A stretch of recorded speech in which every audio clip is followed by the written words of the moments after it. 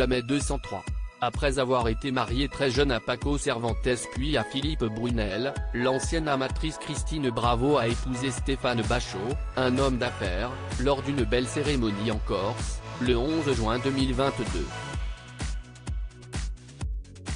Interrogée par Gala, elle a relaté comment elle est tombée amoureuse de lui et à quel point ils vivent une romance épanouie.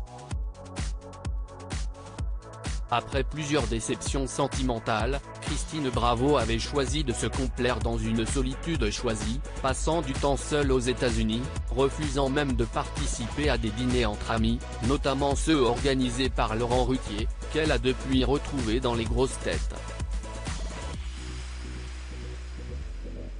Et puis, après avoir entamé un beau projet de vie, l'achat d'une péniche sur la Seine, à Paris, elle a rencontré Stéphane Bachot, alors patron de la société Eau et Patrimoine, spécialisée dans les biens immobiliers sur l'eau.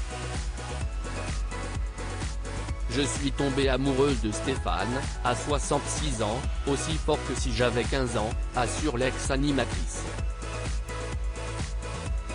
Mais le coup de foudre n'a pas été immédiat puisqu'elle a passé 6 mois à chercher la perle rare avec lui sans qu'elle ne ressente rien.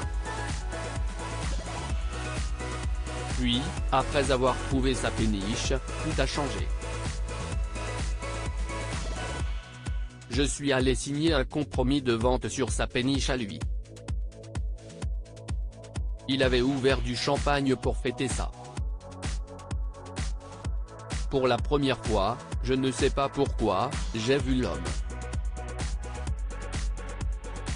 On est resté collés jusqu'à 2 h du matin, on s'est embrassé.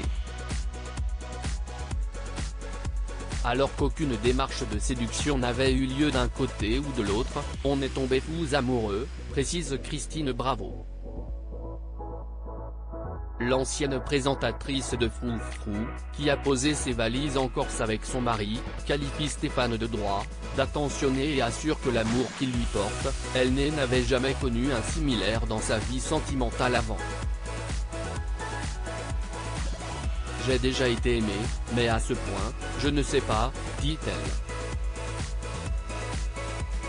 Et, entre eux, même l'amour physique est intense.